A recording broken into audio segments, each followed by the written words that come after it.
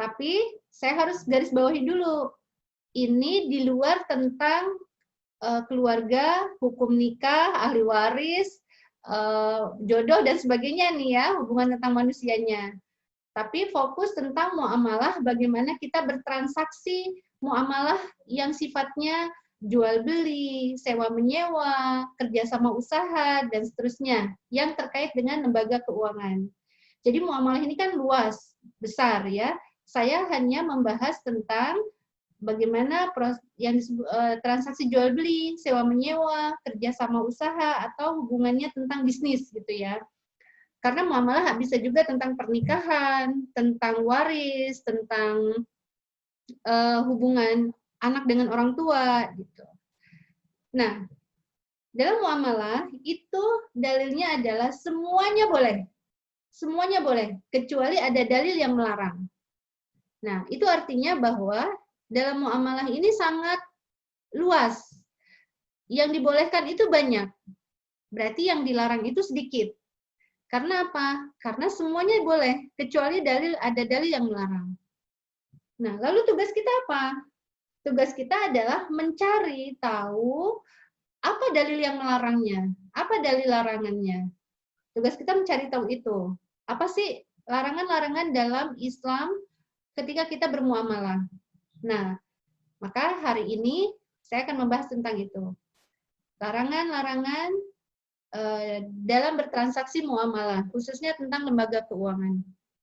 Nah, namun sebelumnya saya ingin menegaskan dulu kepada saudara semuanya bahwa bicara muamalah syariah, khususnya di lembaga syariah, baik itu di perbankan, koperasi syariah, leasing, atau mungkin pegadaian syariah, atau hotel syariah, asuransi gitu.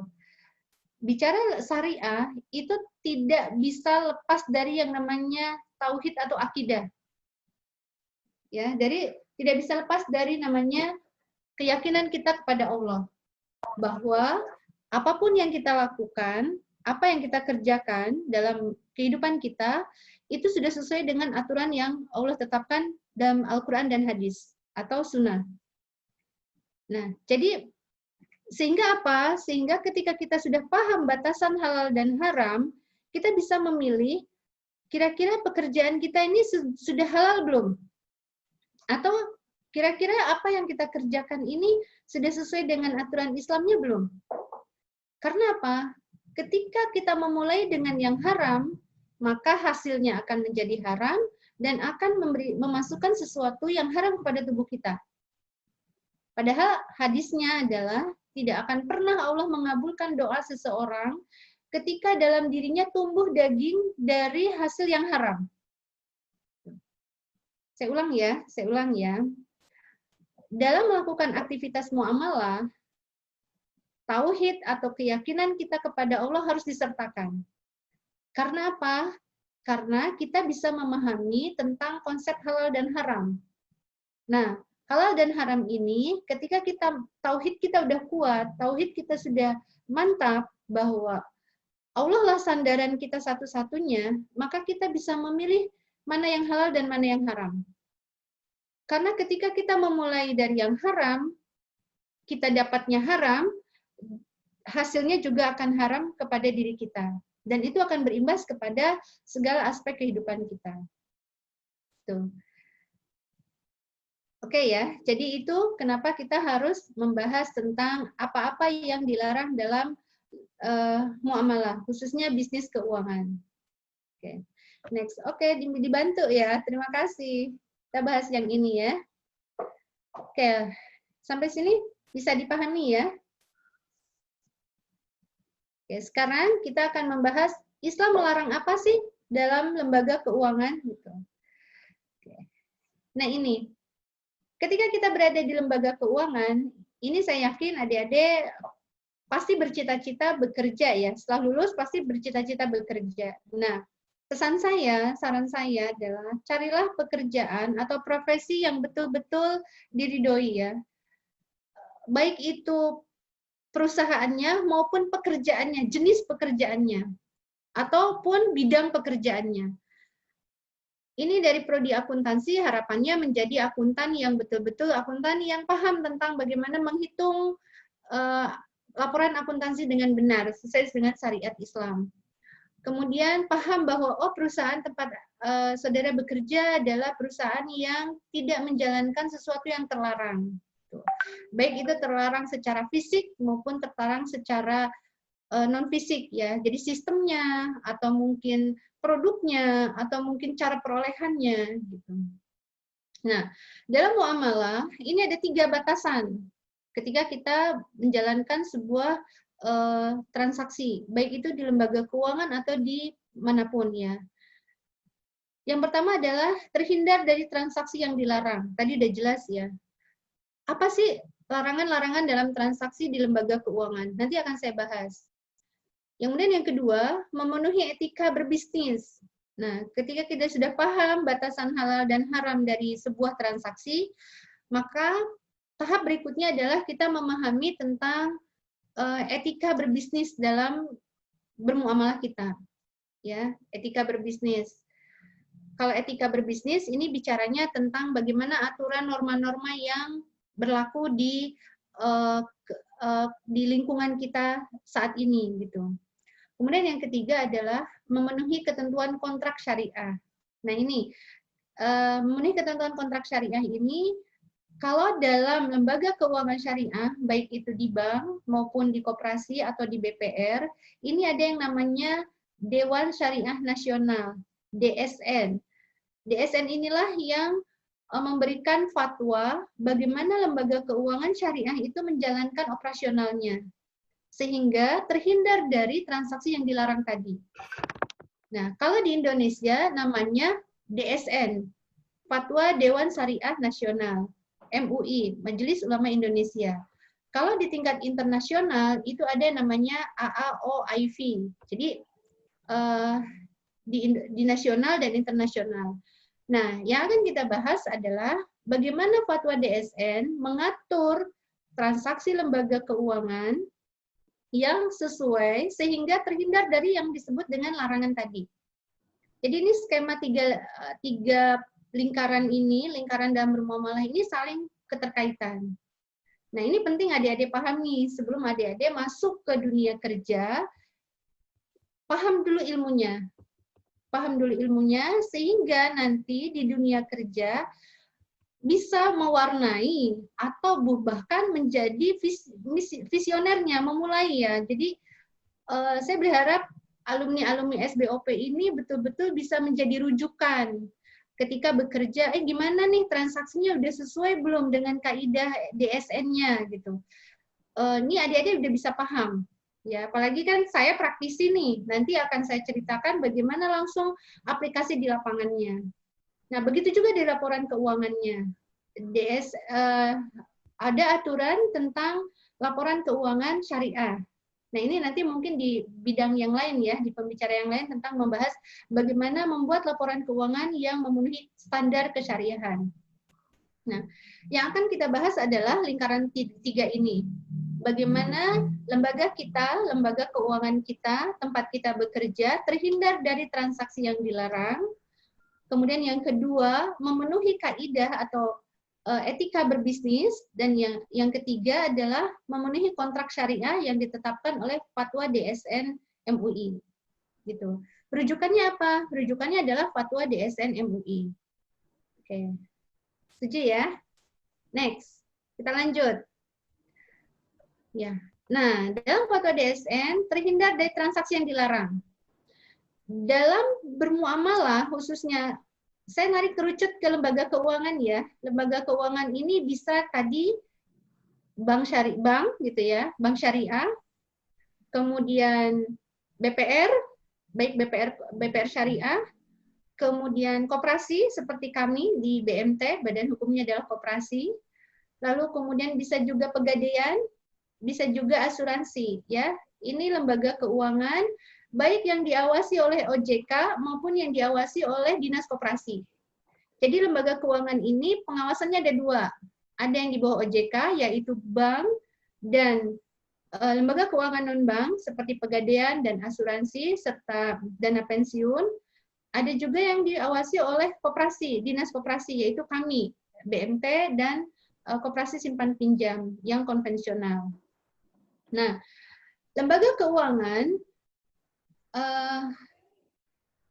hal-hal apa yang harus dihindari sehingga dia bisa terbebas dari sesuatu yang dilarang tadi. Nah, ini yang paling sering kita dengar, yang mungkin adik-adik sudah sangat umum mendengarnya, mungkin sudah sangat familiar gitu ya. Yang pertama yang paling sangat dekat bersinggungan dengan lembaga keuangan itu adalah riba. Oke, biar enak, biar komunikatif, saya mau tanya boleh ya? Kira-kira menurut saudara, riba itu apa? Boleh nih, nanti dapat poin ya. Bu Linda ya, dapat poin ya. Sebenarnya saya punya hadiah nih. Tapi kira-kira ngirimnya gimana ya hadiahnya ya? Boleh, nanti kita bisa ambil. Jawab gimana? Bisa, Bu. Kita ambil. Oh, ada yang ya. mau, Lisa? Bisa ya, nanti saya titipin ke Bu Linda ya hadiahnya ya. Ya, Bu. Oke, yuk kita tanya yuk. Menurut saudara riba itu apa nih? Yang bisa jawab, BMT menyiapkan hadiah. BMT loh ini yang menyiapkan hadiah. Nah, yuk Elisa. Ya. Bu, maksudnya gimana, Bu? Riba itu apa? Coba dijawab. Bunga, Bu. Bonus dari yang direncanakan. Jelasin lagi. Yang benar sampai kita jawab. Iya, enggak aku bantu. Gimana?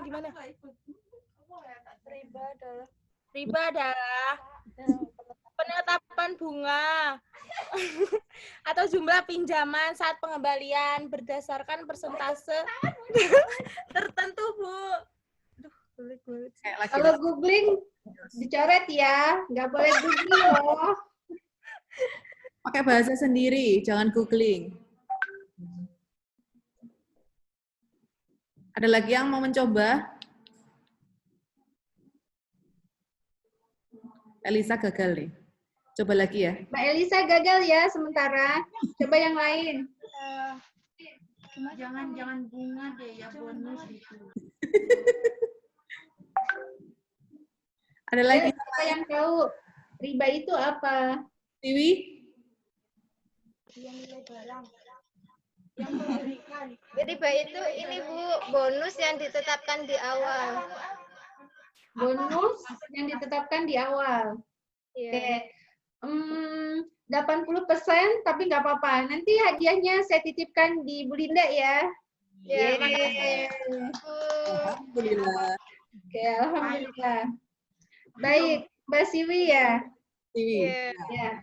Oke, bonus yang ditetapkan di awal. Mungkin yang saya garis bawahi kata bonusnya ya, tetapi kata bonusnya yang belum tepat, tetapi ditetapkan di awal ini yang tepat gitu ya. Oke, riba ini ada beberapa jenis. Ada yang namanya riba pinjaman, ada riba di dalam jual beli, kemudian ada riba dalam inah. Inah itu rekayasa. Jadi dibuat-buat seolah-olah dia tidak riba gitu. Jadi orang itu dikamuflase lah ceritanya. Nah, ini ada dalam transaksi di lembaga keuangan. Oke, yang pertama larangan adalah riba. Kemudian yang kedua goror. Nah, sekarang saya tanya lagi, ini bahasa-bahasa yang paling umum, sering kita dengar, dan mungkin kita lakukan keseharian. Tapi kita tidak paham, ini termasuk yang mana nih? Termasuk dilarang atau tidak? Atau termasuk riba, atau goror, atau judi, atau suap, gitu. Oke, sekarang pertanyaan saya yang kedua. Goror itu apa? Goror yang kedua. Ada yang mau coba lagi? Ganti orang ya Bu ya, berarti ini ya Bu. Iya, Mbak Siwi udah nggak bisa lagi. Kita boleh coba lagi. Yuk, ada lagi? Ada lagi nih goror. Afif? Konita? Goror itu apa? Sejauh pengetahuan aja yang udah diketahui. Siapa lagi nih? Sebenarnya satu kata udah cukup. Nah, satu kata udah cukup. Nah. Keraguan, Bu. Keraguan yang bertujuan untuk merugikan orang lain. Afif. Ya, googling deh. kalau kamu tuh Oh beli enggak. kambing yang masih ada di dalam kandungan kan itu tuh masih antara nanti Oke, Mbak Afif, ada lagi nggak yang lain? Mbak Afif, saya save dulu ya. Pending dulu Mbak Afif. Ada lagi? Ada yang lain?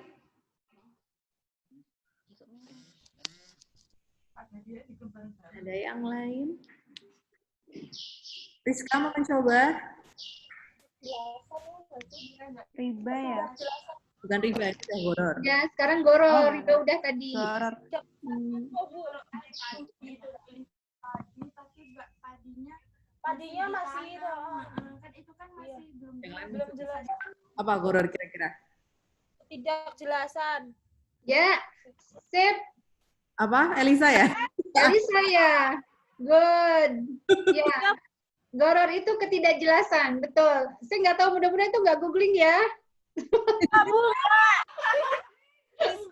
Boleh deh, boleh. Nggak apa-apa. Gede Oke. Bu, diskusi. Berarti hadiahnya dibagi nanti satu kos yang 7 orang itu. Ya. Hadiahnya mau dibagi 7 ya. Ya, baik. Oke, save ya. Ada 2 ya, tadi udah bisa jawab. Mbak siapa tadi yang terakhir? Ini dan Elisa. Elisa ya. Di Bu Linda aja nih catatannya ya. Siap. Siap, Bu. Oke, goror itu ketidakjelasan. Jadi Islam itu sangat sempurna ya, mengatur bahwa jangan pernah ada ketidakjelasan. Jadi zolim terhadap orang lain gitu. Nah, maka kita dilarang untuk melakukan atau menjalankan transaksi secara goror, tidak jelas. Ini beli apa? Ini harganya berapa? Itu tidak boleh. Oke ya, nanti poin per poin ini, dari 6 poin ini akan saya bahas satu persatu. Oke ya, yang kedua adalah goror. Ya, jadi kita dilarang untuk menjalankan transaksi 1 riba, 2 goror. Yang ketiga adalah rekayasa. Rekayasa itu manipulasi, ya kan? Rekayasa supply atau rekayasa demand, rekayasa permintaan atau rekayasa penjualan. Nah, ini kita sering mendengar istilahnya menggoreng gitu ya, menggoreng menggoreng properti gitu. Nah, ini banyaklah terjadi di luaran. Nah, ini dilarang, ini tidak boleh gitu. Kemudian yang berikutnya adalah judi. Nah, judi ini tidak hanya berlaku di judi-judi di apa ya bahasanya ya, judi-judi di luaran gitu ya, yang pakai kartu, remi dan sebagainya. Tapi judi di lembaga keuangan juga ada. Namanya adalah istilahnya judi, tetapi mungkin prakteknya tidak seperti yang kita pahami, seperti layaknya judi-judi konvensional gitu. Nah, ini kita dilarang untuk melakukan judi. Kemudian yang kelima jelas ya suap gitu, atau menyogok. Suap pemberian sesuatu kepada orang lain yang itu kita mengharapkan benefit atau timbal balik yang menguntungkan untuk perusahaan kita. Kemudian yang jelas yang keenam adalah usaha yang tidak halal. Jadi tidak halal secara fisik bisnisnya. Dia menjual homer, dia menjual barang-barang terlarang gitu. Nah, inilah 6 larangan yang harus kita hindari ketika kita bertransaksi di lembaga keuangan, ya, baik tadi perbankan, BPR, koperasi maupun di asuransi atau pegadaian. Ya, ada berapa tadi, Dek? Ada berapa larangan dalam bermuamalah di lembaga keuangan? Ada 6. Siap, ya. Nanti muncul di ujian ya. Kayak ada goror, riba, goror, rekayasa, judi, suap, dan usaha yang tidak halal. Baik, kita bahas yang nomor 1, riba. Ya, riba itu adalah tambahan, saya ulang dulu, sorry. Ya, riba ini ada beberapa jenis, ya. Ada riba pinjaman, ada riba jual beli, dan ada riba inah atau rekayasa. Oke. Kita masuk poin yang pertama adalah riba pinjaman, gitu ya. Ini saya buat 2 perbandingan. Ini tidak boleh dan ini boleh. Riba pinjaman adalah sesuatu tambahan yang diminta atau dipersyaratkan dan diperjanjikan di awal. Nah, contohnya apa? Saudara pinjam uang 10 juta ke BMT, lalu BMT bilang, oke, ini pinjamnya 10 juta, nanti dari uang 10 juta ini ada tambahan 2 juta. Ya kan, diangsur selama 1 tahun. Maka angsuran per bulannya adalah 1 juta. Nah, totalnya menjadi 12 juta dalam 1 bulan. Ini adalah riba. Oke ya, jadi tambahan dalam hutang piutang yang diperjanjikan dan dipersyaratkan di awal. Itu riba. Sehingga maaf, saya mau bicara gini. Di lembaga manapun, baik itu di perorangan maupun di lembaga, baik itu terorganisir maupun tidak, ketika kita melakukan pinjaman lalu ada tambahan, maka sedikit atau banyak tambahan itu tetap adalah riba.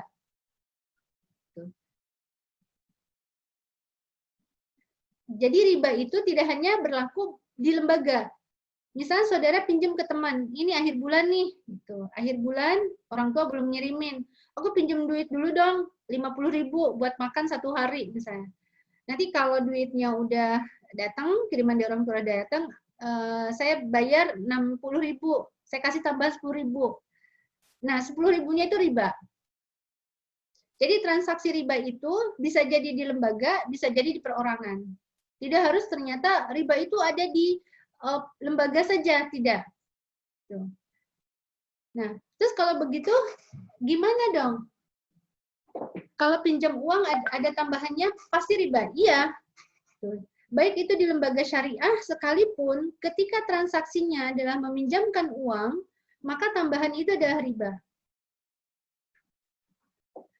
Ya, nanti akan saya bahas tentang solusi Islam mengatur bagaimana solusinya ya. Nah, baik itu dikemas dengan bahasa yang Arab gitu ya, ada murabahah, ada ijarah, ada musyarakah, ada mudharabah. Ketika prakteknya lembaga itu memberikan uang dan kemudian meminta tambahan, maka itu tetap adalah transaksinya riba. Mau kecil, mau besar, mau ridho, mau tidak, setiap transaksi hutang piutang yang ada tambahannya, maka itu adalah riba. Dalam hadisnya, kullu qadrin jaro manfaat fahuwa riba. Jika dalam transaksi hutang piutang meminta tambahan, maka tambahan itu adalah riba. Jadi perlu dicatat dan perlu digarisbawahi bahwa tambahan ini bisa jadi kecil, bisa jadi besar, bisa jadi diridhoi atau ikhlas, bisa jadi tidak. Itu tetap dosa. Tetap itu kategorinya adalah haram. Saya ridho kok ngasih duit 10.000 tadi itu ya, pinjaman yang ketika orang tuanya belum bayar, ngirim. Nggak apa-apa 10.000 cuma kecil, saya ikhlas kok, saya ridho. Berarti yang transaksi itu tetap haram. Yang bertransaksi tetap haram dan tidak diridhoi oleh Allah. Kenapa? Karena mereka saling ridho dalam kezaliman, saling ridho dalam maksiat kepada Allah ya, saling ridho dalam dosa gitu. Ini kalau mau ngasih contoh agak sensitif nih, ya. Tapi kayaknya nggak apa-apa deh, saya kasih contoh biar lebih jelas. Maaf ya, jadi misalnya zina itu kan tidak boleh ya, tapi ridho gitu ya, tetap salah gitu, sama. Riba juga sama. Saya ridho kok ngasih tambahan, cuman sedikit, nggak banyak gitu. Nah, ketika itu salah, ketika itu tidak benar, tetap dosa. Oke ya, paham ya? Jadi ini yang perlu digarisbawahi dan bagi saya ini adalah pemahaman yang paling dasar yang harus dikuasai oleh saudara sebelum saudara memutuskan memilih mana yang halal dan mana yang haram, mana yang syariah dan mana yang tidak.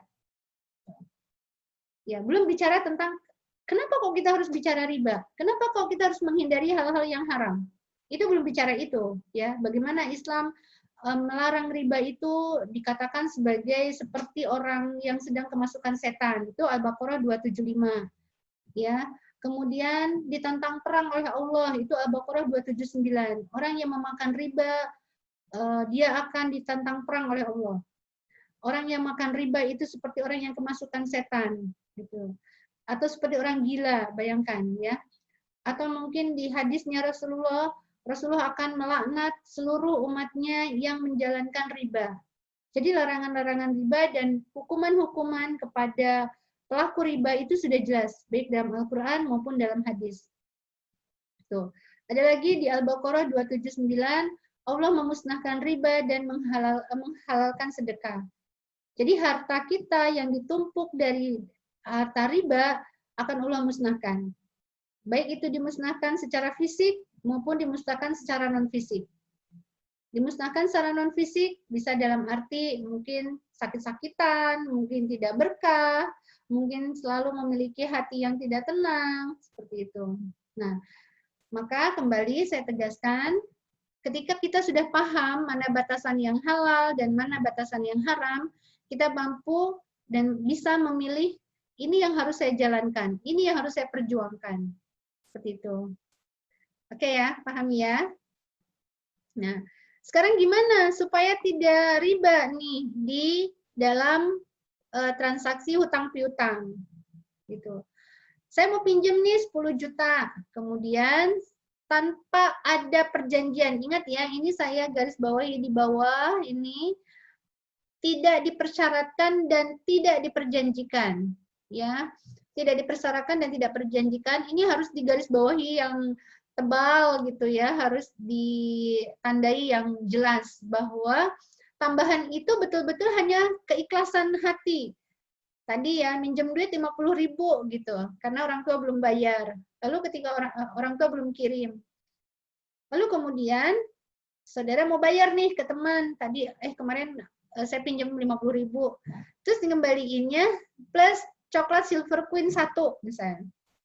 Nah, kalau tidak diperjanjikan, kalau tidak dipersyaratkan, insya Allah coklat itu dicatat sebagai sedekah. Oh, coklat mahal, Bu. Coklat mahal apa gitu yang nggak mahal ya? Misalkan es teh deh gitu. Ya. Tapi kalau dipersyaratkan, boleh deh aku kasih pinjemin 50.000, nanti kalau kiriman mudah datang, balikin 50.000-nya tapi plus coklat Silver Queen 1 ya. Gitu. Nah, itu riba. Silver Queen-nya itu tidak boleh. Itu tambahan riba. Gitu ya. Jadi ketika tidak dipersyaratkan dan tidak diperjanjikan di awal, maka itu masuk kepada sedekah. Seperti hadis Nabi, sebaik-baik manusia adalah yang paling baik kepada saudaranya. Jadi ketika kita dipinjemin, dibantu, ketika kita sulit, maka mengembalikan dengan cara yang baik. Nah, boleh dikasih tambahan. Tapi sebaiknya hati-hati karena ini sangat tipis sekali, ya, sangat tipis. Istilah diperjanjikan dan dipersyaratkan itu sangat tipis. Sebaiknya tidak usah. Kalau mau minjemin ya minjemin aja. Karena apa? Khawatir jatuhnya uang itu sebagai komoditas, gitu ya. Uangnya sebagai komoditas yang diperjualbelikan. Gitu. Oke, sampai sini. Jadi, riba dalam hutang piutang itu tidak boleh ada tambahan. Ya. Tidak boleh ada tambahan yang dipersyaratkan dan diperjanjikan. Jadi sudah sangat jelas, berarti kalau pinjam di lembaga keuangan konvensional, itu kan berarti pinjamnya uang. Ya kan? Nah, dan ada tambahannya. Nah, itu jelas riba. Terus gimana? Kalau minjemnya di lembaga syariah, selama lembaga syariah itu menjalankannya minjemin uang, walaupun dikemas dengan akad berbahasa syariah, tapi ketika prakteknya adalah dia memberikan uang lalu meminta tambahan, maka ya dia tidak syariah. Gitu. Ya, karena halal dan haram itu adanya di transaksinya, bukan di label perusahaannya. Oke ya, halal dan haramnya itu adanya di transaksinya, bukan di label perusahaannya. Oke, maksud ya, next. Oke, lanjut ya. Ingat, lembar yang ini sudah dipahami, riba tambahan atas pinjaman yang dipersyaratkan dan diperjanjikan. Oke, lalu kemudian lembaga keuangan bisa menjalankan transaksi riba ya ketika di prakteknya dia tetap menjalankan riba, atau bisa dikatakan tidak syariah ketika di dalam prakteknya dia menjalankan riba. Jadi label syariah tidak jaminan dia betul-betul terbebas dari transaksi yang haram. Maka kita lihat transaksinya gimana, operasionalnya gimana. Gitu. Karena halal dan haram, riba dan tidak itu adanya di transaksinya, bukan di label namanya perusahaannya. Next. Ya, lanjut ya. Oke. Kita santai aja biar saudara betul-betul bisa paham tentang transaksi di lembaga keuangan. Karena ini menjadi menurut saya sangat mendasar untuk saudara pahami ya ketika nanti sudah lulus kuliah lalu kemudian bekerja bisa membedakan mana yang syar'i dan yang tidak dengan baik gitu ya. Oke. Yang berikutnya, tadi ada istilah bunga gitu ya. Kita udah nggak bicara lagi bunga nih di lembaga di lembaga syariah udah nggak ada bicara bunga gitu. Bunga itu adanya di konven ya. Nah, kenapa sih riba pinjaman itu nggak boleh gitu ya? Yang pertama tidak boleh karena tadi diperjanjikan dan dipersyaratkan. Setiap pembayaran bunga kredit, dia pinjam uang ke bank. Kemudian contohnya apa aja? Pembayaran bunga deposito di lembaga keuangan konven. Kemudian kredit pembiayaan motor, ya. Nah ini di leasing. Kenapa kalau leasing nggak boleh gitu? Nanti kita bahas. Kemudian pembayaran bunga tabungan. Kemudian premi asuransi. Wow. Ini akan kita singgung nanti di pertemuan berikutnya tentang asuransi. Ya.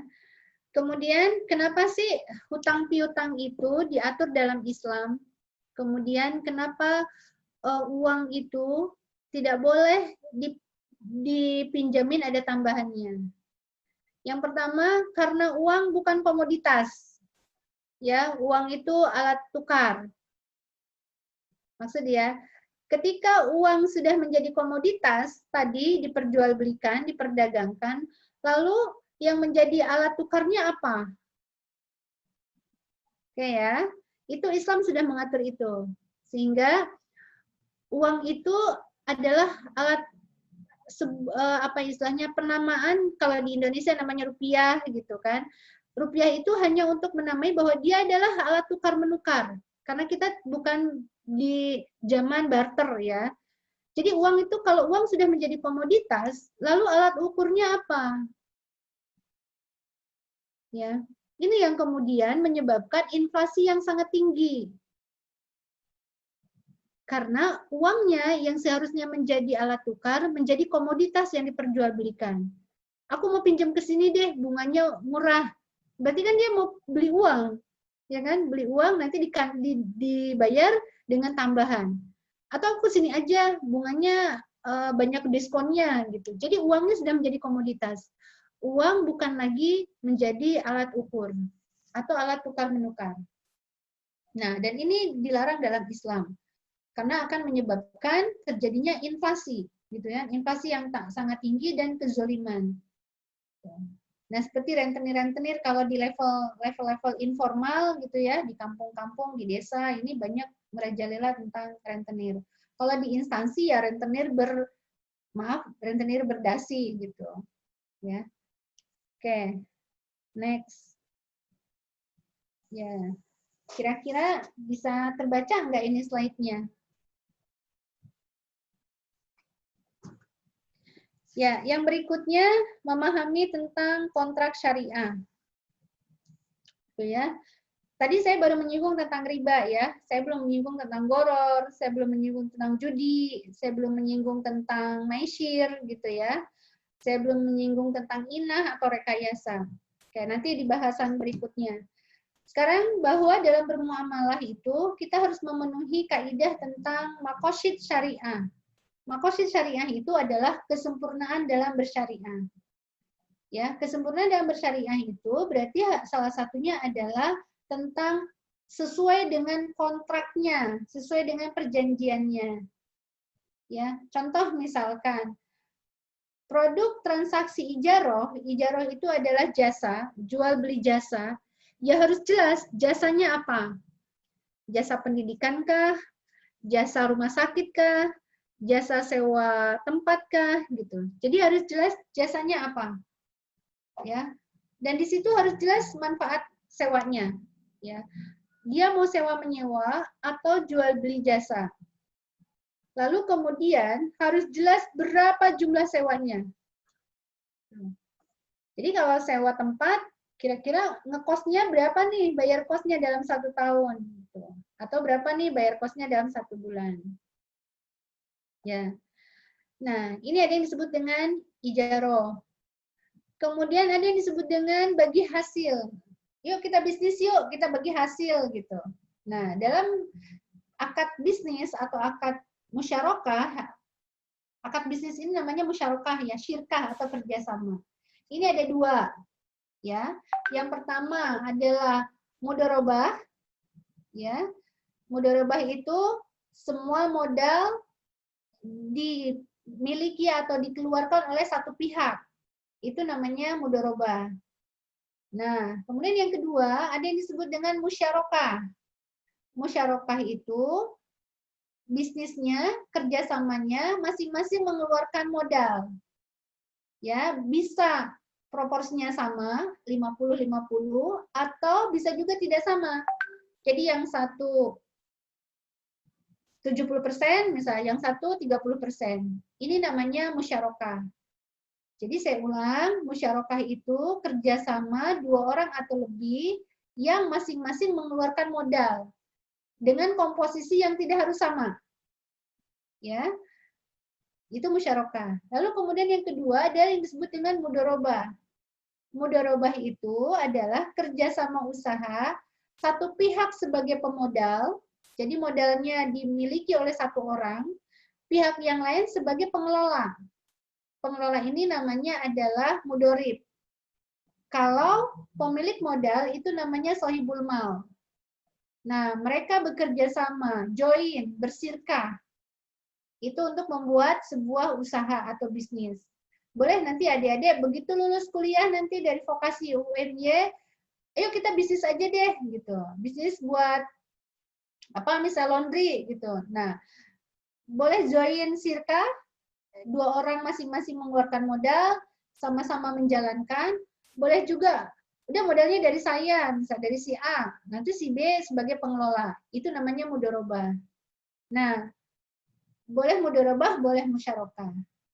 Dalam akad bagi hasil atau akad kerjasama berlaku kaidahnya 2, ya. Kaidah yang disebut dengan profit and loss sharing, ya. Untung dibagi bersama atau rugi dibagi bersama. Nah, itu yang namanya dengan profit and loss sharing. Nah, ini di lembaga konvensional nggak ada bahas kayak gini. Dia hanya profit sharing aja, loss sharing-nya nggak ada. Padahal dalam Islam, ketika kita meminta keuntungan, maka harus berbanding lurus dengan kerugian. Di situ yang disebut dengan keadilan. Tuh. Ya. Jadi ketika join, ketika kerjasama, bersyirkah namanya, itu bergabungnya 2 orang atau lebih dalam satu pekerjaan. Bisa dalam bentuk satu jadi pemodal, satu sebagai pengelola, bisa juga sama-sama mengeluarkan modal, kemudian dijalankan bersama. Ya, di sana ada kaidah bagi untung dan bagi rugi. Nah, nanti belajar lebih teknis tentang akad mudharabah di hari berikutnya. bagaimana cara membagi untung dan bagaimana cara membagi rugi. Oke ya, sampai sini sudah bisa dipahami. Jadi kontrak dalam syariah itu harus jelas. Dia mau jual beli barang, jual beli jasa, ijaroh, jual beli barang itu namanya murabahah, jual beli jasa itu namanya ijaroh, atau kerjasama namanya syirkah. Syirkah ini ada mudharabah, ada musyarakah. Gitu. Kok harus diatur begini? Iya, tadi supaya tidak ada goror, supaya tidak ada inah atau rekayasa, supaya tidak ada manipulasi. Maka dalam Islam harus jelas, ini akadnya masuk apa? Masuk ke jual beli barang, jual beli jasa, atau bisnis, join. Oke ya. Jadi harus ada kejelasan dalam kontrak. Ya, mengikuti kaidah kontrak syariah. Oke. Selanjutnya, nah, saya ulangi dulu. Oke. Dalam mengikuti kontrak syariah, itu harus ada yang namanya akad. Akad atau perjanjian. Ya, akad atau perjanjian. Nah, akad atau perjanjian itu tidak harus secara formal. Ya, tidak harus secara formal ada hitam di atas putih gitu. Boleh lisan, boleh isyarat, boleh dengan bahasa umum kayak tadi. Saya pinjam uang dong gitu kan. Ibu belum kirim. Nanti tanggal muda saya kembaliin. Nah, oke, nggak apa-apa nih saya pinjamnya 50.000. Itu sudah terjadi akad. Tuh ya, nggak harus hitam di atas putih. Tapi hitam di atas putih wajib bagi di lembaga. Jadi hutang piutang yang per lembaga itu harus tercatat.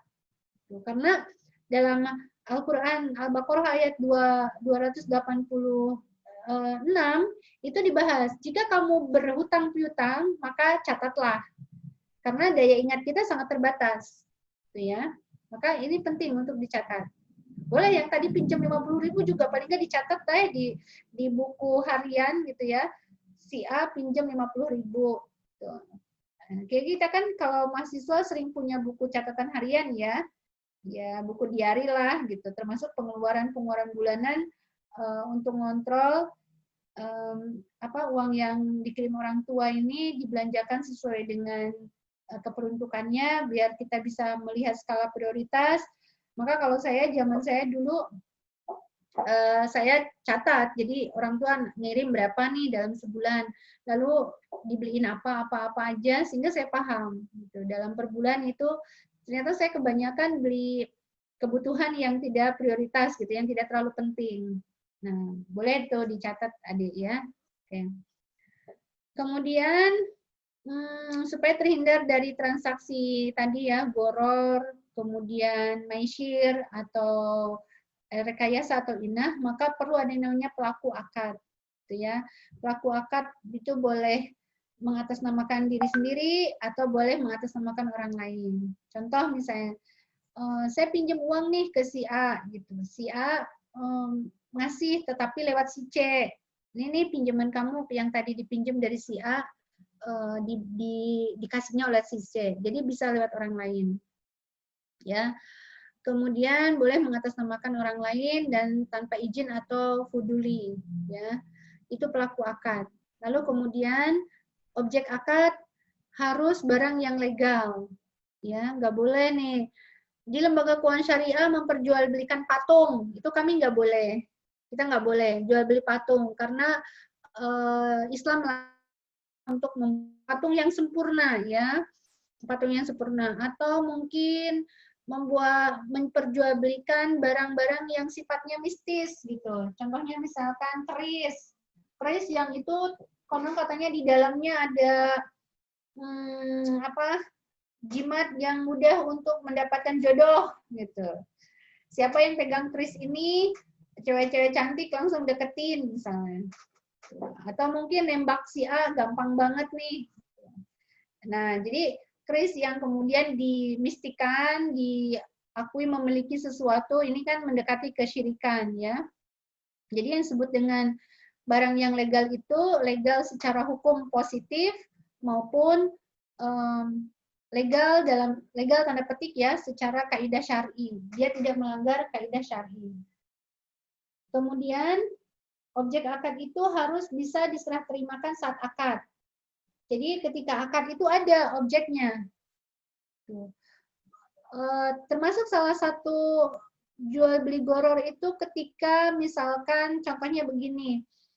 Saya membeli burung yang sedang terbang. Itu nggak boleh. Atau saya membeli ikan tapi yang masih di lautan. Tuh, kan nggak jelas ikan yang mana. Tuh ya, tadi ya disebut goror itu tidak jelas. Atau saya membeli mangga yang masih di atas pohon. Atau mungkin mangga yang masih di dalam bentuk bunga gitu ya, masih berbunga. Wih, ini kayaknya bunganya banyak nih. Saya beli harga sekian. Nah, itu nggak boleh dalam Islam, ya. Nah, jadi harus jelas ada fisiknya, ada kualitas, kuantitas, dan jumlah, ya. Kemudian diketahui tadi berapa jumlahnya, kualitas, kuantitasnya itu jelas di saat akad. Kemudian ada wujud dan tidak wujud. Kalau tidak wujud, contohnya tadi kos-kosan, ngekos, gitu, ijaroh. Ijaroh itu tidak berwujud, tetapi jelas yang diijarohkan apa. Oh iya, saya nyewa kos-kosan kamar A misalkan gitu. Di kosan Orange kamar nomor 5 misalnya. Nah, itu jelas ya. Jangan hanya saya mau bayar kos, Allahu a'lam kosnya di mana, berapa lama, apa itu nggak boleh, ya. Jadi ada 3 rukun dalam akad. Yang pertama ada ijab qabul, yang kedua ada pelaku akad, yang ketiga ada objek akad atau aset yang dimanfaatkan. Ya, ada 3. Ini harus memenuhi 3 kaidah rukun dalam akad. Oke. Ini pertanyaan dulu ya, biar nggak ngantuk. Halo semuanya. Ya. Sebelum lanjut nanti pada ngantuk nih. Saya nanya dulu ya, kira-kira tadi diperhatiin nggak nih? Perhatiin kok, Bu. Oke, kalau diperhatiin, saya nanya ya. Sebelum saya ditanya nanti di akhir sesi, saya tanya dulu sekarang. Oke. Akad yang itu bekerja sama 2 orang yang saling mengeluarkan modal namanya akad apa?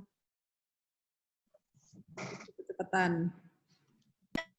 Musyarakah. Musyarakah. Oke. Satu, jangan berebutan. Nanti yang 7 orang nih. Musyarakah tulisannya, Bu. Mbak Ulil mau jawab. Akad apa yang 2 orang saling mengeluarkan modal masing-masing? Afif, Bu, Afif. Afif apa Afif? Afif. Musyarakah. Oke, musyarakah ya. Yakin. Ya, bagus. Berarti merhatikan. Saya nggak Soalnya kalau saya jelasin terus, nanti jangan-jangan ditinggal tidur deh. Nanti uangnya Ya, nanti kalian entah kemana. Oke, saya tanya lagi ya, sebelum saya lanjut. Saya kena zoom ya. Ini zoomnya kelihatan nggak? Ini tidak ditayangkan sih Bu, ini PPT-nya. Oh ya, saya tutup ya. Ya. Oke, saya tutup dulu PPT-nya. Nanti saya buka lagi. Tadi saya bahas tentang ijaroh. Nah, saya mau dengar suaranya yang cowok dong. Cowok. Jangan-jangan, iya, ya yang cowok nggak punya jimat kan? Ya, yang cowok dong suaranya. Ijaroh itu akad apa ya?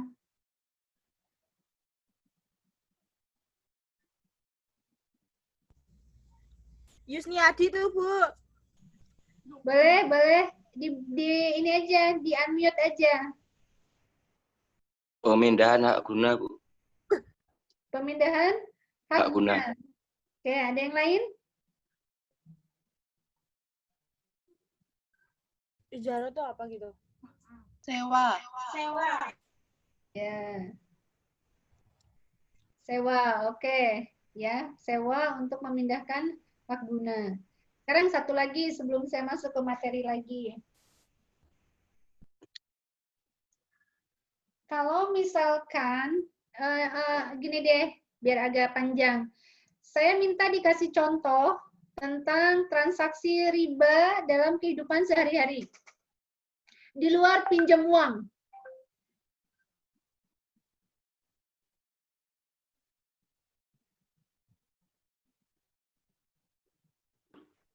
Contoh transaksi riba di luar pinjam uang. Astagfirullahaladzim, berarti aku Biaya admin rekening. Biaya admin rekening. Oke, lainnya.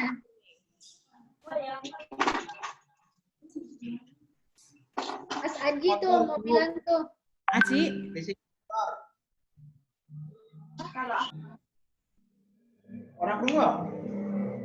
Penggadaian, Bu. Leasing. Oke. Boleh dong Mas Aji dijelasin, kok leasing itu riba kenapa Mas Aji?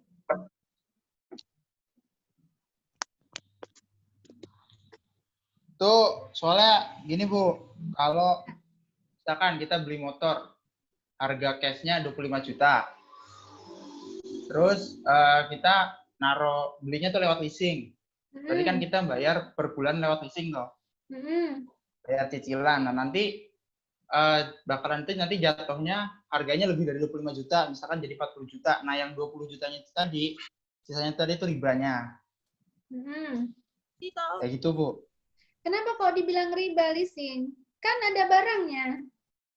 Tapi kan itu bayarnya kan lebih dari harga aslinya, Bu. Bu, iya. Oh gitu. Iya. Kalau beli di leasing harga motor 12 juta, kembalinya harus 12 juta. Ya, kan itu kan karena lewat leasing, Bu. Jadi harganya pasti lebih dari harga aslinya. Kalau kita belinya cash gitu langsung dari dealer gitu kan kita nggak bayar lebih gitu, misalkan harga cashnya 25 juta. Ya kita bayar 25 juta. Tapi kalau misalkan lewat leasing, itu kan kita kayak nge-DP dulu sekian, nanti habis itu bayar per bulan cicilannya sekian. Terus nanti jadi jatuhnya pas sudah selesai cicilannya total jadi 40 juta. Gitu, Bu. Jadi itu yang lebihnya itu ribanya. Oh gitu. Oke. Oke, selain Mas Aji. Thank you Mas Aji. Terima kasih banyak. Nanti kita bahas besok ya. Mas Lingga, Iya, Bu. Bu. Oke, sekarang siapa? Lingga, Bu. Mau jawab sih kalau Mas Lingga mau jawab.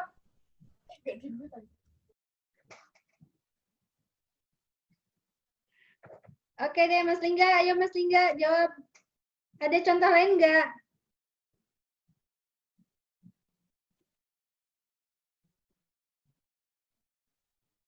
Mana nih Mas Lingganya? Pas, Bu. Pas. Ya. Yang lain ada nggak mau ngasih contoh riba dalam kehidupan kita sehari-hari?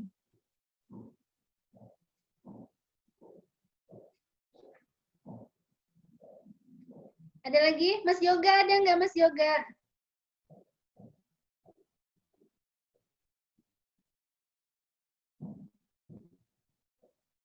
Nggak ada.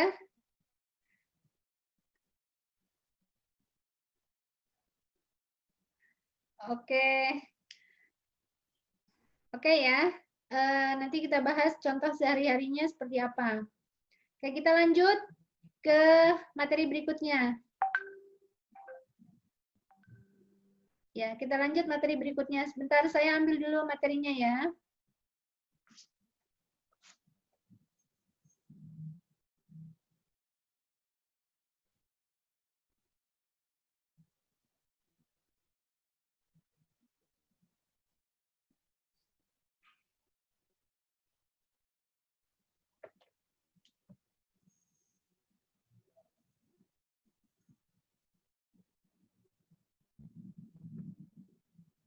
Ya.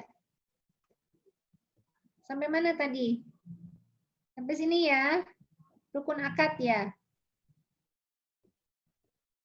Yap. Nah, slide-nya udah kelihatan belum? Halo? Slide saya udah kelihatan ya? Ya. Sudah, Bu, sudah. Siap. Oke. Ya, sekarang jenis akad ya. Akad itu ada 3 tadi, jual beli barang, jual beli jasa. Ya, jasa itu bisa manfaat atau jasa yang tidak terlihat fisiknya. Kemudian bisa bagi hasil ya, atau join antara modal dan keahlian. Jadi ada jual beli barang, ada jual beli jasa, ada bagi hasil. Oke. Nah, sekarang jenis jual beli itu ada jual beli biasa. Transaksi jual beli tadi beli motor ke dealer secara tunai lalu kemudian bayar, dibawa pulang motornya. Itu jual beli biasa, ya. Jual beli yang ada uang, ada barang. Itu jual beli tunai. Kemudian jual beli murabahah. Jual beli murabahah itu jika harganya tidak tunai, sedangkan barangnya tunai. Itu namanya jual beli murabahah. Seperti pembiayaan. Jadi barangnya tunai, tapi uangnya tidak tunai, dicicil. Nah, itu namanya murabahah. Kemudian yang ketiga, jika harganya tunai, sedang barangnya tidak tunai, ini ada 2. Kalau barangnya tidak tunai tetapi uangnya di awal tunai langsung, itu namanya salam. Jadi jual beli di online itu bisa kategori salam. Jadi kita pesan dulu, kita lihat-lihat dulu barangnya di marketplace, lalu kemudian kita klik, saya suka yang ini nih, saya setuju yang ini, kayak misalnya gitu, saya beli yang ini. Lalu uangnya kita bayar secara tunai dulu, barangnya kan nanti dikirim. Nah, itu namanya jual beli salam. Karena uangnya dibayar di awal secara tunai, barangnya nanti. Itu jual beli salam namanya. Kemudian ada yang disebut dengan istisna. Ini istisna itu pesanan, memesan. Jadi barangnya tidak tunai, uangnya juga tidak tunai. Itu yang disebut dengan istisna. Ya, contohnya apa?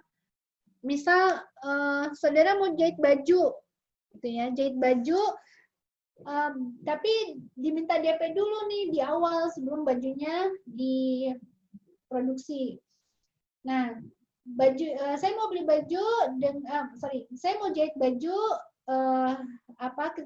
ukurannya ini, modelnya ini. Berarti kan memesan sesuatu. Lalu kemudian bayarnya bertahap 3 kali misalkan. Bertahap 3 kali. Nah, itu yang disebut dengan istisna. Jadi barangnya tidak tunai, uangnya juga tidak tunai, ya. Nah, ini sama halnya seperti muajal ya. Jadi barang tidak tunai dan transaksinya uangnya juga tidak tunai. Kemudian jika harga tidak ada dan barang tidak ada, itu jual beli yang terlarang atau inah tadi, rekayasa ya, jual beli yang madum atau terlarang ya, ini yang tidak diperbolehkan. Oke, next selanjutnya. Sorry, kenapa saya tidak melihat layarnya ya? Sebentar.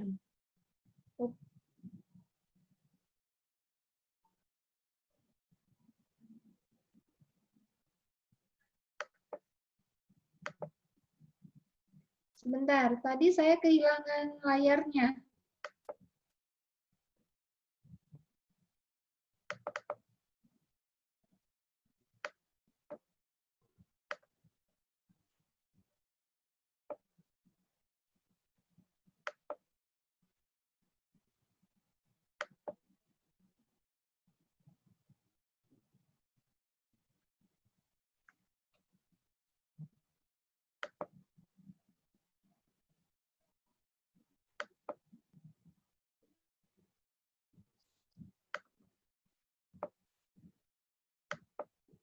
Ya. Ya, yang berikutnya adalah memenuhi etika berbisnis. Ya, sebuah lembaga keuangan yang syariah, maka selayaknya dia memenuhi kaidah etika dalam berbisnis, yaitu ada yang disebut dengan keikhlasan, sesuai syariat, berlaku adil dan tidak zalim, kemudian menjalankan secara profesional, amanah gitu. Kemudian tanggung jawab, komitmen dengan ibadah, dan patuh dengan aturan internal. Nah ini atau dikemas dalam bentuk biasanya kalau di perusahaan corporate culture ya, dia budaya perusahaannya seperti apa, kemudian sistemnya bagaimana, visi misi perusahaan itu kita harus bisa lihat. Nah ini memenuhi etika bisnis, dia harus ikhlas, sesuai syariat, berlaku adil dan tidak zalim, kemudian profesional dalam menjalankan amanah, tanggung jawab, komitmen dengan ibadah. Jadi jangan sampai lembaga mempersulit atau istilahnya tidak menyediakan tempat untuk SDM-nya untuk beribadah di awal waktu misalnya gitu, atau mungkin mempersulit kita untuk tidak disediakan tempat untuk beribadah gitu. Nah ini adik-adik perlu paham ya tentang etika dalam berbisnis di sebuah perusahaan. Oke, mungkin itu dulu ya dari saya sharingnya. Saya mau lihat pada pertanyaan dari peserta semua. Kira-kira sejauh mana nih pemahamannya supaya kita bisa berdiskusi dua arah. Mungkin materi dari saya cukup dulu ya. Kita masuk ke sesi tanya jawab untuk sharing-sharing. Monggo mungkin bisa dimoderatori atau bisa langsung aja. Bu Linda gimana teknisnya? Langsung aja nggak apa-apa, Bu. Oke, iya. Monggo, siapa yang mau bertanya? Adik sekalian, adik-adik lo panggilnya. Langsung bisa ditanyakan kepada Ibu Uwangwari apa materi yang misalnya masih ada yang kurang jelas atau contoh-contohnya. Ketika nanti praktek, kan harapannya teman-teman sekalian kan nanti ketika lulus ada yang berminat untuk melanjutkan ke dunia perbankan lah ya, perbankan syariah atau tentang lembaga keuangan syariah. Nanti mungkin ada yang prospek atau bisa nanti direkomendasikan di BMT ya Bu ya? Boleh. Nah, ayo siapa? Berli? Rizka, Ulil? Langsung muncul semua nih. Ada yang mau bertanya? Atau Wulan? Dina?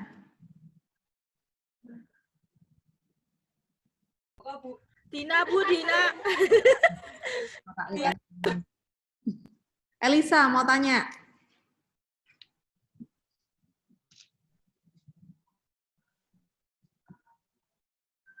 Ada? Enggak. Enggak. Mungkin ada materi yang kurang jelas atau tadi ada yang ketinggalan. Konita mau tanya. Siapa?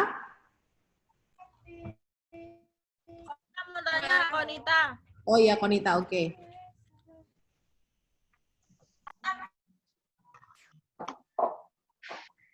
Mana Konita? Saya, Bu. Oh, Rati. Bu, Rati. Tadi admin bank ya, admin bank itu kalau di mandiri syariah atau di muamalat gimana Bu jadinya? Apa ya termasuk riba? Soalnya kan syariah biaya admin. Administrasi ya, biaya administrasi ya. Ya aku mau mempertanyakan itu. Dina pusing. Satu coba.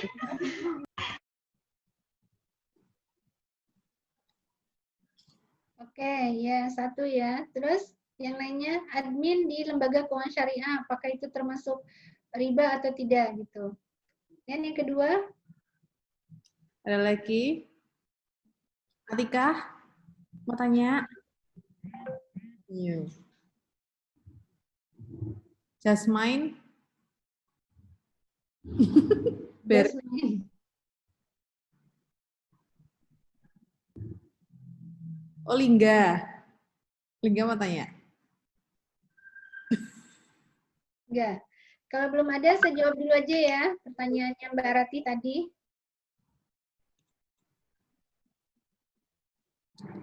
Ya, bisa dijawab dulu, Bu, sambil Oke. teman-teman mencari pertanyaan ya. Ya, mungkin masih berpikir ya, boleh deh sambil mikir. Saya jawab dulu pertanyaannya Mbak Rati. Admin di bank itu termasuk riba atau tidak gitu ya? Padahal itu banknya udah bank syariah, tuh kan? Admin di bank itu ada dua. Yang pertama ada admin pembiayaan, yang kedua ada admin simpanan, ya kan? Nanti ada potongan administrasi simpanan gitu. Nah, administrasi pembiayaan, biaya admin di bank syariah itu ada aturannya di Fatwa DSN MUI. Lembaga keuangan atau bank atau lembaga keuangan lainnya boleh meminta admin pembiayaan dari nasabah, tetapi ketentuannya dia harus real ya, dari Fatwa DSN MUI tahun 2017. Nah, itu harus real. Realnya gimana gitu? Cara menghitung realnya. Real sesuai dengan biaya yang dikeluarkan untuk membuat sebuah akad itu. Jadi, untuk membuat akad itu biayanya berapa? Jadi, jangan sampai bank syariah tersebut atau lembaga keuangan syariah tersebut mendapatkan pendapatan dari biaya admin. Jadi, biaya admin murni hanya digunakan untuk biaya mengadakan akad tersebut. Contohnya apa? Contohnya misalkan biaya survei, gitu ya. Nah ini perlu survei nih, perlu bensin misalkan. Kemudian biaya kertas, ya biaya kalau surveinya misalkan lewat telepon, biaya pulsa. Nah itu semua harus real yang dikeluarkan oleh bank syariah, kebutuhan biaya yang diperlukan untuk menganalisa sebuah pengajuan pembiayaan. Jadi larangan bagi bank syariah atau lembaga keuangan syariah mendapatkan pendapatan dari biaya administrasi. Nah, bagaimana cara menghitung realnya? Gitu. Ya, dia harus mengurai. Gitu. Akuntingnya harus paham bagaimana cara mengurainya. Nah, lalu di kami di lembaga keuangan diskusi tuh gimana cara menghitung real. Kalau begitu tidak ada istilah biaya administrasi mengikuti plafon. Ya, mungkin saya yakin kalau adik-adik mahasiswa begini belum pernah, semoga ya, belum pernah bertransaksi dengan lembaga keuangan nih. Kalau udah, ya mungkin orang tuanya, karena biasanya mahasiswa masih unbankable ya, dan unBMT-able. Kecuali di BMT UMY, kalian cocok bisa gitu ya, mengakses pembiayaan di BMT UMY, dengan syarat punya kartu mahasiswa. Nah, tadi apa? Biaya administrasi itu tidak mengikuti plafon. Karena apa yang sekarang terjadi di lembaga keuangan, baik di bank syariah maupun di lembaga keuangan yang lain, itu biaya administrasi biasanya mengikuti plafon.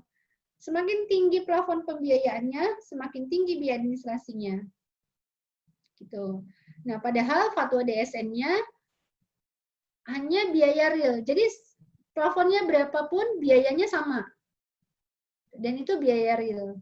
Nah, ini yang kadang tidak diikuti kaidah-kaidah sesuai dengan fatwa DSN-nya di situ. Karena bank juga butuh pendapatan misalkan gitu. Ya pendapatannya nggak boleh dari biaya admin, pendapatannya ya dari pendapatan margin saja gitu. Oke ya, itu satu biaya admin pembiayaan. Jadi harus paham nanti kalau kerja di bank syariah, lalu bank syariahnya masih menerapkan biaya administrasi pembiayaan berdasarkan plafon, boleh komplain nih, boleh ngasih masukan nih buat pimpinannya. Ini tidak sesuai dengan fatwa DSN gitu kan. Fatwa DSN-nya mensyaratkan biaya administrasi itu real ya, sesuai kebutuhan biaya untuk sebuah akad. Bukan berdasarkan plafon, apalagi berdasarkan prosentase. Nanti 1% dari plafon, itu nggak ada, nggak boleh. Gitu ya. Yang boleh adalah real. Kalau real berarti dalam bentuk rupiah. 20.000, 30.000, atau 70.000. Dan itu tidak mengikuti besar kecilnya plafon. Gitu. Lalu kemudian biaya administrasi dalam akad simpanan. Ya, kadang biasanya ada akad simpanan, ada biaya administrasinya nih per bulan gitu. Itu kalau di perbankan namanya fee based income, pendapatan yang di luar dari margin ya, pendapatan bank di luar dari margin. Nah, fee based income itu akadnya adalah jasa ya, jasa. Jadi kita memberikan biaya administrasi bulanan itu untuk menyewa jasanya mereka. Jasa apa? Jasa ATM gitu ya, jasa internet banking gitu. Nah, kembali lagi kaidahnya. Kaidah dalam fatwa DSN-nya tidak ada tambahan dari administrasi. Berarti jasa yang diminta dari administrasi simpanan itu harus sesuai dengan kebutuhan biaya maintenance dari fasilitas yang diberikan. Berapa sih dihitung misalkan biaya maintenance-nya ATM berapa, biaya maintenance-nya internet banking berapa. Nah, kemudian dibebankan ke seluruh nasabah misalnya.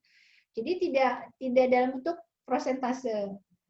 Nah, kalau yang biaya administrasi ini, biaya administrasi simpanan ini sudah saya melihatnya sudah dalam bentuk rupiah ya. Biasanya 10.000 per bulan. Nah, fasilitasnya apa? Fasilitasnya dapat internet banking, mobile banking, atau mungkin dalam bentuk ATM, kartu ATM. Nah, ini kembali lagi kaidah dalam fatwa DSN-nya, dia harus real, sesuai dengan kebutuhan maintenance dari sistem yang diberikan oleh lembaga tersebut. Nah, bagaimana kalau lembaganya tidak memberikan itu, tidak meminta itu? Itu lebih baik kalau menurut saya, ya lebih baik. Karena apa? Berarti mereka berhati-hati, jangan sampai ada pendapatan yang di luar yang seharusnya didapat. Karena bahasa real ini sangat berat pertanggungjawabannya, gitu kan? Ketika kita salah menghitung, ternyata ini tidak real, kita menerima pendapatan dari biaya yang kita tetapkan, berarti kita menerima sesuatu yang bukan hak kita. Nah, apa yang kami lakukan? Maka di kami, khususnya di BMT UMY, kami nggak meminta biaya administrasi pembiayaan, tuh nggak ada. Biaya administrasi simpanan kami nggak ada. Khawatir kami salah menghitung sehingga kami tidak real. Nah, menafsirkan kata real ini yang pertanggungjawabannya agak berat bagi kami.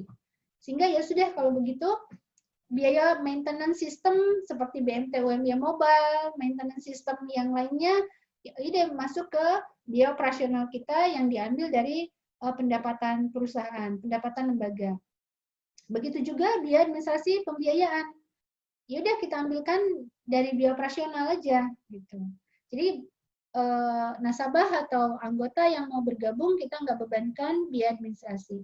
Karena tadi fatwa DSN-nya boleh meminta biaya asal dia adalah real, gitu ya catatannya. Silakan membuka fatwa DSN MUI tahun 2017. Nah, harapan saya ketika nanti adik-adik ingin masuk ke lembaga keuangan, baik itu bank atau BPR atau koperasi syariah atau leasing syariah atau pegadaian gitu ya, sebaiknya adik-adik udah paham tentang isi fatwa DSN. Ya, karena itu rujukan ya, seperti kitab lah, tanda petik kitabnya orang-orang di lembaga keuangan syariah. Jadi kita rujukannya fatwa DSN. Namun memang fatwa DSN itu masih dalam bentuk global ya, sehingga itu harus perlu ditafsirkan, perlu dikaji, perlu didiskusikan, implementasi di lapangannya bagaimana. Nah, seperti itu ceritanya. Ya, itu yang tentang biaya administrasi. Oke? Ada lagi? Udah setengah jam, sampai jam berapa nih, Bu Linda? Sampai jam 11.30, Bu, sebenarnya. 11.30 ya. Masih ada yang mau bertanya, satu orang lagi boleh? Boleh. Masih ada? Oh, Rizka. Rizka, silakan. Assalamualaikum warahmatullahi wabarakatuh. Waalaikumsalam warahmatullahi wabarakatuh. Ibu, perkenalkan saya Rizka, mau bertanya Bu, kan di dalam jual beli itu kan ada jual beli barang, jasa, dan juga bagi hasil ya Bu ya. Nah, untuk yang jual beli jasa itu sebenarnya memungkinkan adanya riba nggak ya Bu? Terus kalau misalnya ada, bagaimana cara kita mengetahui atau mengukurnya kalau itu riba? Seperti misalnya jasa penjahit atau nelayan atau dokter atau apa gitu Bu. Oke. Baik ya. Terima kasih, Bu. Ya. Ya, saya jawab ya. Pertanyaan dari Rizka. Di akad jasa atau ijaroh itu ada ribanya enggak? Gitu. Ada ketika memang menjalankannya tidak sesuai dengan kaidah fatwa DSN MUI tadi. Di mana riba di dalam akad jasa tadi ya, jual beli itu ada dua, ada jual beli barang, ada jual beli jasa. Kemudian jual beli barang dan jasa ini ada yang disebut dengan rukun akad. Ya, rukun akad itu tadi ada yang bertransaksi, ada pelaku, ya, ada pelakunya, ada yang menjual barang, ada yang membeli barang, ya kan? Berarti ada yang menjual jasa, ada yang membeli jasa. Kemudian yang kedua ada jasa yang diperjualbelikannya. Mau jasa sewa kos, mau jasa jahit baju, jasa rumah sakit, jasa dokter dan fasilitasnya misalkan. Atau mungkin jasa bangun rumah gitu. Berarti ada objek yang diperjualbelikan. Ya, dan yang ketiga ada batasannya. Ada batasannya apa? Saya mau sewa kos 2 tahun misalkan atau 1 tahun, ada batasannya. Nah, ketika rukun dan syarat ini tidak terpenuhi, maka itu berarti transaksinya tidak sesuai dengan kaidah syar'i. Ketika tidak sesuai kaidah syar'i, maka berarti dia bisa jadi riba, bisa jadi goror, gitu ya. Bisa jadi dia hanya meminjamkan uang. Ya, contoh apa yang terjadi riba di dalam transaksi jasa ini? Contohnya adalah datang nih ke lembaga keuangan, dibilang sama nasabahnya, saya mau sewa ruko, gitu kan? Tiba-tiba lembaga keuangan, oke, saya sewakan rukonya, gitu kan? Dengan akad ijaroh. Ini Bu uangnya, gitu. Kira-kira transaksinya apa itu yang terjadi?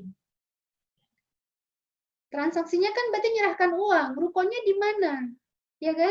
Dia cuma bahasanya aja, saya mau sewa ruko. Tapi secara fisik tidak ada. Atau mungkin, oke, bisa ada rukonya. Rukonya di Jalan Ring Road Barat misalnya. Tapi si bank belum memiliki dulu nih rukonya. Si bank belum memiliki ruko. Harusnya gimana? Si bank selaku penyewa ruko, dia harus memiliki dulu hak sewa. Ini tadi ada penjual, ada pembeli, ada penyewa, ada yang mau disewa gitu ya. Maka ketika bank itu berposisi sebagai pemilik ruko yang dia akan menyewakan ruko ini ke nasabahnya, maka si bank harus memiliki dulu hak sewa ruko itu. Apa yang dilakukan si bank? Bank menyewa dulu kepada si pemilik ruko. Dia melakukan sewa dulu. Nah, ketika sudah dimiliki oleh hak sewa rukonya, dia sewakan secara kredit kepada nasabah. Kalau si bank belum memiliki hak sewa ruko, maka kena ketentuan dalam hadis dilarang menjual barang yang belum dimiliki. Sama seperti murabahah. Tadi ada yang Mas Afif ya kalau nggak salah nyinggung, leasing itu riba. Di mana kok riba? Saya tanya gitu. Karena dia belum, ya agak sedikit belum tepat sih jawabannya ya. Jadi kenapa leasing itu riba? Karena leasing tidak memiliki barang. Yang punya barang dealer, gitu. Nah, terus gimana supaya leasing itu bisa syar'i, bisa terbebas dari riba? Leasing beli dulu ke dealer. Gitu. Leasing beli dulu ke dealer, lalu setelah memiliki barang itu dia jual secara kredit. Sama seperti kami di BMT. Ini sebenarnya pertemuan besok ya, aplikasi langsung di lapangannya gimana gitu. Itu kita akan bahas besok deh kalau yang itu. Kembali ke masalah jasa tadi ya, ijaroh. Ijaroh adalah sewa menyewa jasa. Nah, bisa terjadi riba ketika memang si penjual jasa tadi belum memiliki hak sewanya. Berarti yang dia berikan adalah uang. Dengan dikemas dengan istilahnya adalah sewa ruko tadi. Padahal yang diberikan adalah uang. Harusnya dia tidak mendapatkan uang itu, tapi dia mendapatkan hak sewa ruko. Lalu bisa jadi goror. Gimana gorornya? Gorornya rukonya nggak jelas gitu, cuman di akadnya ditulis di perjanjiannya dia telah menyewa ruko, meminjam uang untuk sewa ruko. Rukonya nggak jelas di mana, pemiliknya siapa. Jadi itu adalah inah atau rekayasa supaya seolah-olah syar'i padahal transaksinya adalah tidak syar'i. Gitu. Ya, jadi kaidahnya dalam bertransaksi supaya kita terhindar dari yang disebut dengan riba, goror, maisir, judi, rekayasa, kemudian manipulasi gitu atau apa namanya barang yang terlarang tadi harus jelas ya dan dia kuantitas kualitas gitu ya. Kemudian harus ada pelaku akadnya, ada objek yang diperjualbelikan. Tuh ya. Nah, nanti kita akan bahas di hari besok tentang murabahah. Murabahah itu ada yang disebut dengan murabahah lil amri bisyiro. Murabahah dalam bentuk pesanan. Kemudian ada jual beli barang dengan akad murabahah, jual beli barang dengan akad musawamah. Apa bedanya murabahah dengan musawamah? Kemudian ada yang disebut dengan apa namanya istisna. Ada yang disebut dengan istisna paralel, ada yang disebut dengan istisna murni. Ada yang disebut dengan mudorobah. Mudorobah ini tadi kerjasama dua orang, satu orang memiliki seluruh modal, yang satu pengelola. Itu di dalam mudorobah itu juga ada dua. Ada yang disebut dengan mudorobah mutlakoh, dan ada yang disebut dengan mudorobah muqayyadah. Nah, besok kita bahas ya, lebih detail, kemudian prakteknya di lembaga keuangan seperti apa. Jadi adik-adik bisa lebih memahami lah real transaksi, tidak hanya sebatas nama aja. Nama akadnya mungkin sudah sangat familiar ya dengan murabahah, musyarakah, ijaroh, istisna, itu sangat familiar. Tapi prakteknya bagaimana? Implementasi di lapangannya bagaimana? Nah, itu besok kita belajar bersama tentang aplikasi akad-akad di lembaga keuangan. Ya. Demikian mungkin Bu Linda, Bu Era, Masya Allah. Ya cukup, Nji. Insya Allah kita ketemu lagi besok. Ya, terima kasih Bu Wangwari, terima kasih banyak. Ternyata kalau kita tidak berhati-hati, kehidupan kita sehari-hari itu sangat lekat dengan transaksi yang memang dilarang oleh agama ya Bu ya. Iya, betul. Berbagai macam, seperti sebagainya, goror dan sebagainya. Nanti untuk materi lanjutannya akan dilanjutkan besok. Insya Allah di waktu yang sama ya Bu. Iya, insya Allah. Anak-anak ini masih sudah bisa dikerjakan nanti post testnya. Udah saya share di chat, silakan dikerjakan sampai kira-kira pukul 12. Nanti kalau setelah pukul 12 saya tutup ya tanggapannya. Nanti laporannya saya kirim ke Ibu Wangwari. Ya, Bu Era, ada tambahan? Bu Era, ada tambahan untuk anak-anak atau ada ini untuk Bu Wangwari? Sepertinya di mute ya. Oke. Iya, di mute. Oke. Nah, tutup saja Bu. Anak-anak jangan keluar dulu ya. Nanti kalau misalnya ada pertanyaan-pertanyaan bisa terkait dengan post test bisa ditanyakan. Terima kasih Ibu Wangwari atas waktunya, kemudian atas materi yang luar biasa. Sampai jumpa besok pagi insya Allah Ibu jam 10 di waktu yang sama. Terima kasih. Assalamualaikum warahmatullahi wabarakatuh. Ya, baik. Saya pamit dulu, nggih. Terima kasih. Sampai ketemu besok. Mudah-mudahan sharingnya bermanfaat.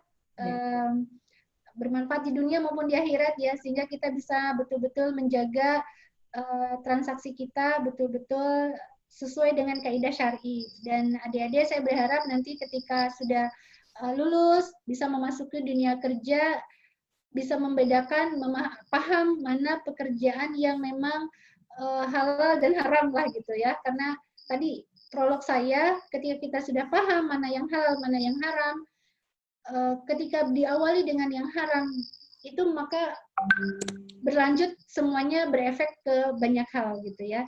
Terima kasih, semoga bermanfaat. Saya pamit. Jazakumullah khairan katsir. Assalamualaikum warahmatullahi wabarakatuh. Waalaikumsalam warahmatullahi wabarakatuh. Terima kasih Bu.